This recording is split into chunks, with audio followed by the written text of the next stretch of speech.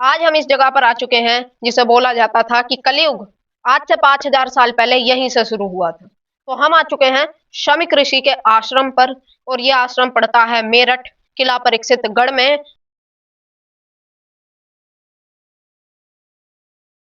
जो कि परीक्षित की राजधानी थी।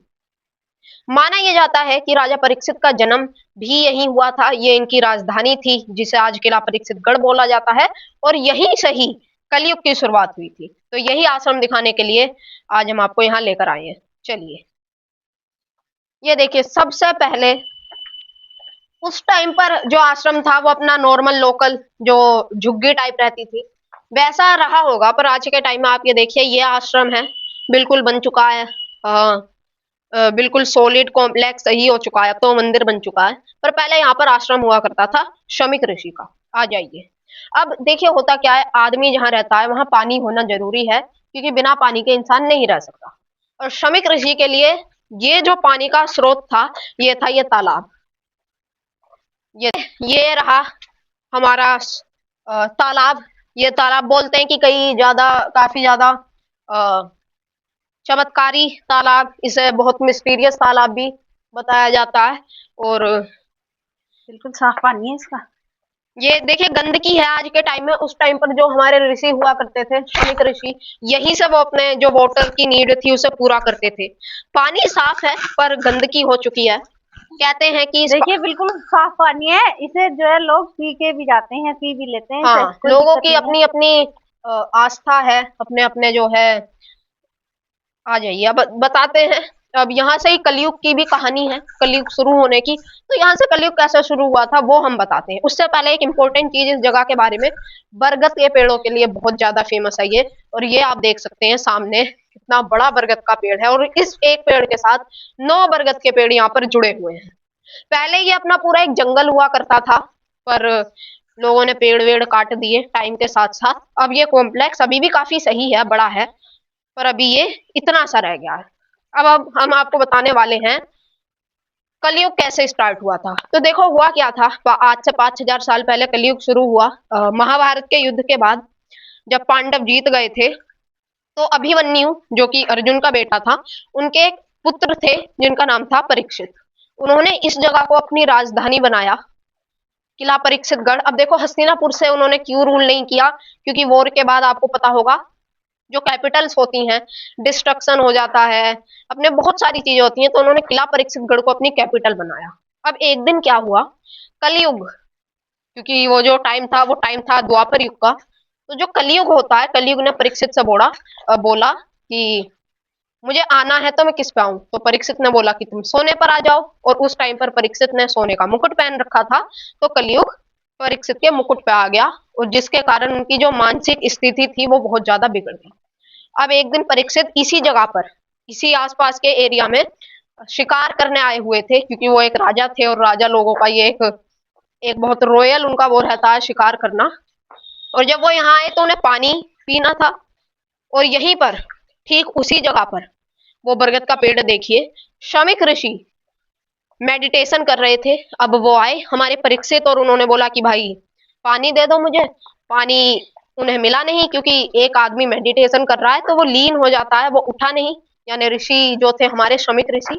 फिर क्या हुआ, परीक्षित गुस्से में आ गए जब उन्होंने 8-10 बार पूछ लिया कि भाई पानी दे दो, पानी दे दो। नहीं उन्हें पानी मिला, तो उन्होंने एक मरा हुआ सांप उठाया, स्नेक, एक सांप उठाया और शमिक ऋषि के गले में गिर दिया। अब हम हाँ आपको दिखा देते हैं शमिक ऋषि की मूर्ति। ये देखिए, ये है शमिक ऋषि। ये देखिए, ये जो सांप आप देख सकते हैं, ये मरा हुआ सांप परीक्षित ने, बोलते हैं ना विनाशकारी विपरीत बुद्धि, ये घेर दिया था। और जब ये चीज उनके पुत्र ने देखी, ये अगर आप छोटी सी मूर्ति देखेंगे, इनके साथ में उनका पुत्र, उन्होंने जब ये चीज देखी तो उन्होंने श्राप दिया राजा परीक्षित को।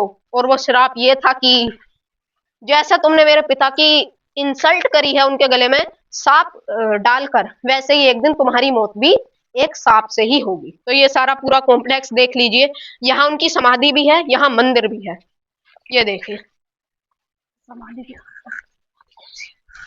चलिए, तो अब हम आपको इसी के साथ समाधि भी दिखा देते हैं। अब ये देखिए, हम उस पेड़ की तरफ जा रहे हैं, उस बरगद के पेड़ की तरफ, जहां बैठ के शमिक ऋषि मेडिटेशन किया करते थे। और वो पेड़ जब आप देखेंगे ना, आपको खुद पता चल जाएगा कि कितना, मतलब कितनी स्पिरिचुअलिटी उस पेड़ में है। और ये शहर भी 5000 साल पुराना है। अगर हिस्ट्री देखोगे इसकी, महाभारत टाइम का शहर है ये। और बंदर भी काफी हैं यहाँ, बहुत ज्यादा। तो देखिए आपको, और उस पेड़ के नीचे गुफा भी है। हाँ, उस गुफा में ही बैठकर शमीक ऋषि मेडिटेशन किया करते थे। और परीक्षित ने मरा हुआ सांप हमारा उनके गले में डाल दिया था। ये है वो पेड़, ये वो पेड़, ये देखिए कितना पुराना, कितना भव्य ये पेड़, कितना बड़ा ये पेड़ है। ये देखिए,